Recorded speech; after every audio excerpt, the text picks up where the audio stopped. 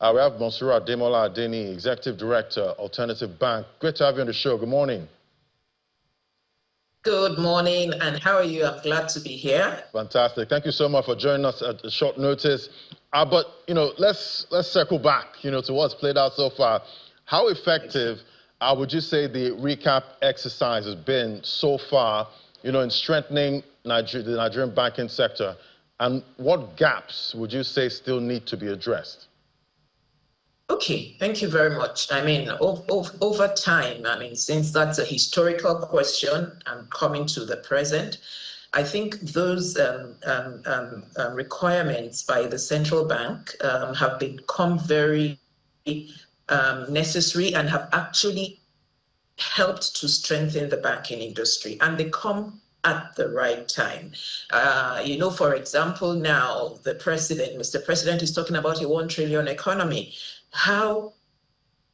Who's going to strengthen the economy, if not the banks? That's where payments, all infrastructure requirements, and all the requirements of both the government and the private sector will pass through. So I think it's been very effective, and I think this new requirement, which is due to be met by March 31st, 2026, could not have been. This is the best time. This is the best time. All right, so definitely we did get some recommendations. One from Mr. Femi Otedola. He did say we should take the main recap, number to about 1 trillion, for the tier 1 banks. Do you think that's going to be easy?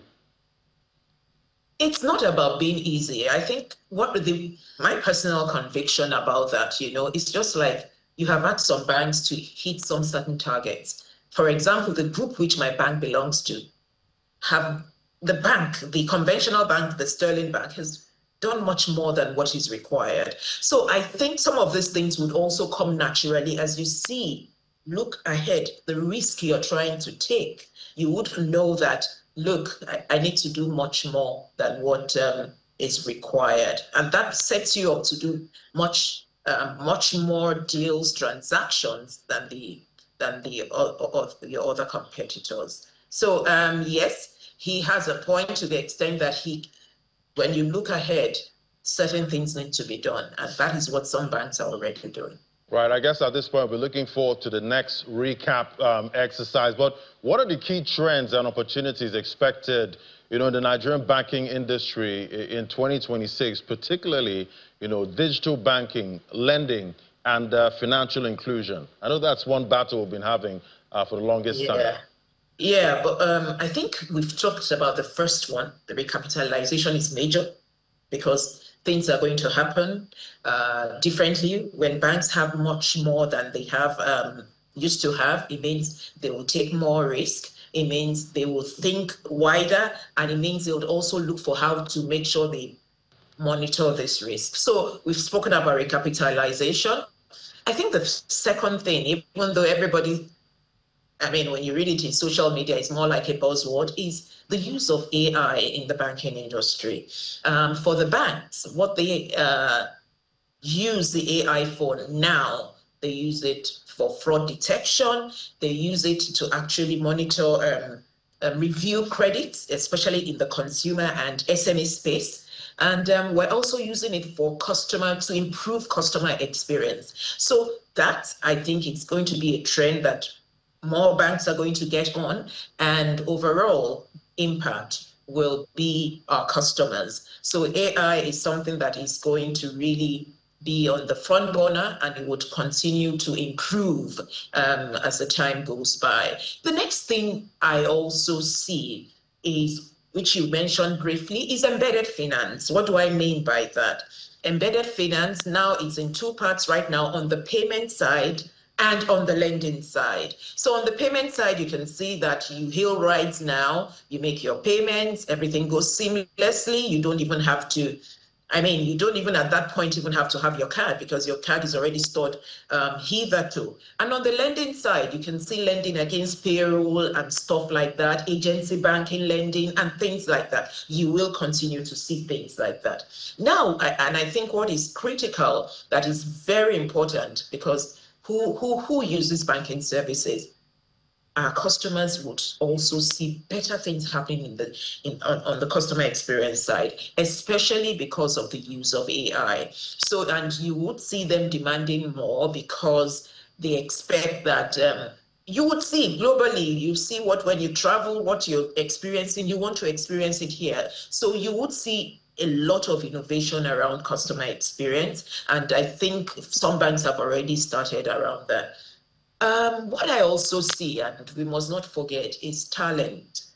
You know, people used to say we lost talent because people jackpot, and we hear that they are jackpotting back, right? But it's even much more than that. You know, you can sit in your country now and get jobs and still sit here, you know, so that jackpot still exists somewhat of talent. I think we're going to fiercely compete for talent, and those banks that are trying to make sure they are retraining, they are reskilling, are those banks that would win, because talent is supreme, and we must make sure we attend to talent.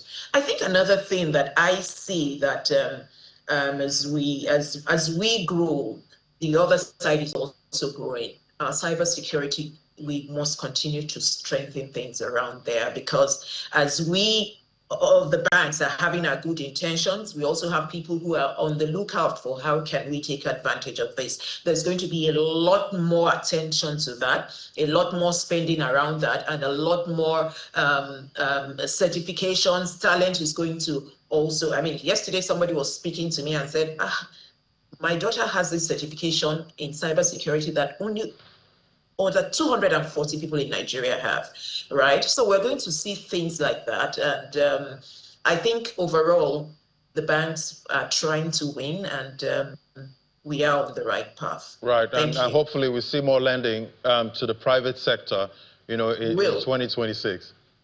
Yeah. So I'd like to get your own, you know, personal view at this point. How's the recap process going for your bank?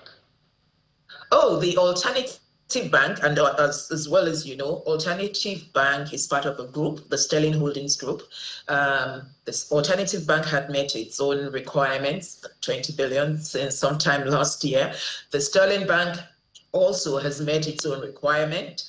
And like I said, I also gave the example that Sterling did not stop, the Sterling Bank did not stop at what CBN required. They did much more than that. So for us, it's been a good experience, which shows the trust, confidence our customers have in us. And we will continue to ensure that we make sure that we live up to the expectations. All right, thank you so much. It was great having you, and thank you for joining us, you know, on short notice. That was Ms. Monsurat Ademola Adeni, Executive Director, Alternative Bank. Thank you so much. Enjoy the rest of your day.